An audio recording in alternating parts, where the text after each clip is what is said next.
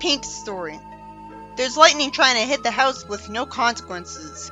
And the reason most of the sky doesn't look stormy is that because of magic, there's only one storm cloud above the house itself, which has a face and is blowing at the house.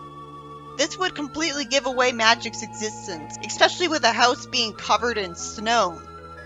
Either people are blaming it on devils, or spy witches are definitely erasing people's memories of magic. Hilda says the mystic spirits are trying to warn Sabrina, and Sabrina dances to a 60s song. It's always the same one, which is annoying because it's kinda lame. Like, it's low budget. Hilda nags her that she hasn't performed nearly enough bad deeds. I really wish it was explained why anyone would want that. Well, I like that she said groovy and corrected herself, making her feel more human. She really has been a bit influenced by her. She has to get corrected by Salem to admit it was 500 years ago that she was a teenage witch herself. I really hate that Sabrina is being forced into doing bad deeds and can't get away with good deeds all the time.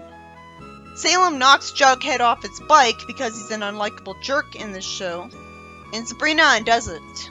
Jughead tells Sabrina that they're gonna paint Weatherby's house as he's inexplicably putting it up for sale for the sake of the plot. And Sabrina agrees to join them even though she was ordered to do bad deeds. I never liked when Salem mistreated the dogs. Jughead screws up and Veronica tortures me with her voice. She appreciates Reggie's flirting with her, trying to teach her how to hold the brush. Then Sabrina gets threatened by a storm cloud that looks angry. I really hate those mystic spirits.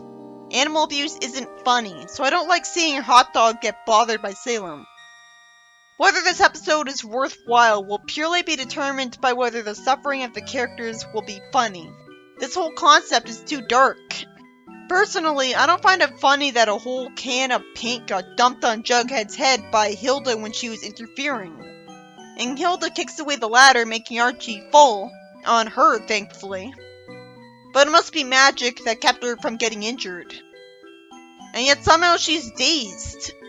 She tells Sabrina that she has to pull pranks or her whole family will get in trouble. At least Sabrina's apologizing while abusing magic against Betty.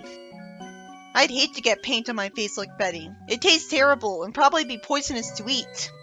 I love that Reggie's face got hit with paint because of Veronica. This episode would have had a chance if it was only Reggie and Veronica that were being tortured with magic. But no.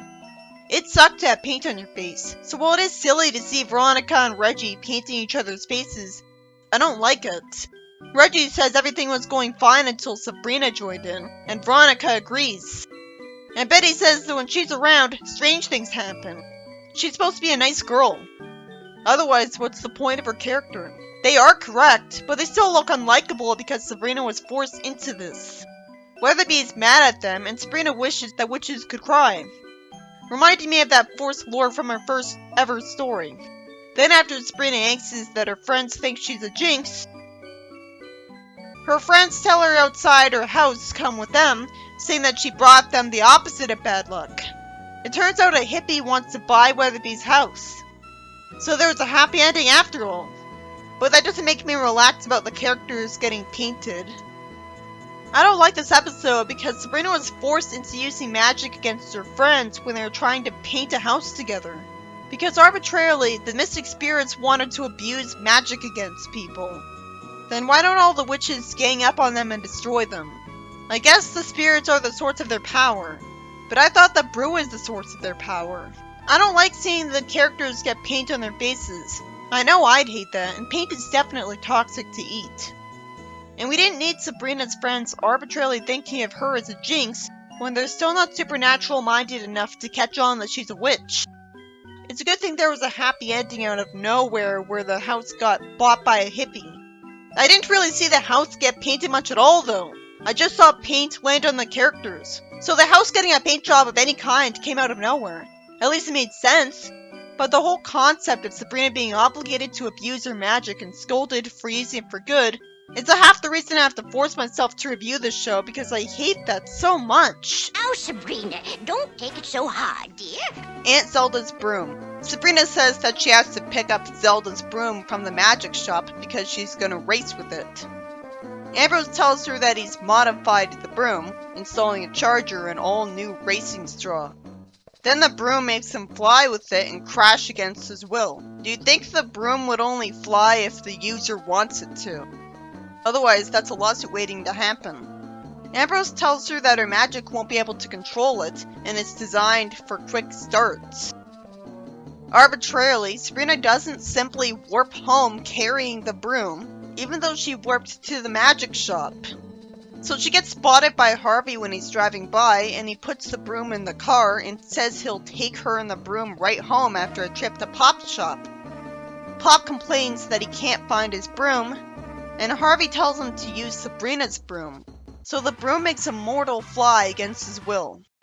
That happened in the comic and was confusing there too. A lot of him being flown against his will is off screen, hidden behind walls. And when we do see it, he's just flying horizontally like normal. So it's not that funny yet. It's more that his goofy performance of help is amusing. Weatherby is flying in a plane and sees Sabrina flying by his window and says he needs a vacation. Sabrina flies after the broom and reminds Salem that her magic won't work unless she's holding the broom. And Salem tries it. Too bad the beam has to be accurately aimed at the broom for it to affect it. Salem makes the broom fall. He's evil, so it was on purpose. You'd think a witch like Sabrina would command her broom to fly as fast as she wants. So she'd just instantly catch up to the broom. Sabrina casts a spell to turn a building that the guy's falling towards into inflatable rubber.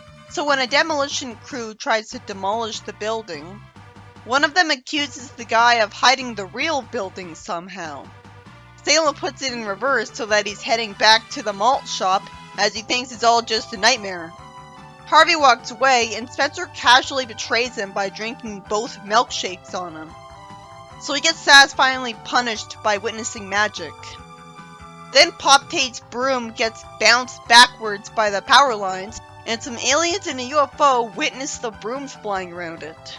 I don't like how the aliens sound and talk slowly, but it's amusing and exciting to see this whole broom flight. The brooms fly past the dogs that want to chase cars, wasting our time. The broom heads for Mr. Lodge's boat, and Sabrina uses magic so that it flies in one window and out the other. Mr. Lodge's fishing line catches Pop by the back of his clothes. I like that despite being a rich snob who you'd think would be spending all of his time working, he seems to live a full life. He has tons of different hobbies. I think I like him. He tears off some of Pop's clothes, and since he slows down, Sabrina says something to make Pop home in on her.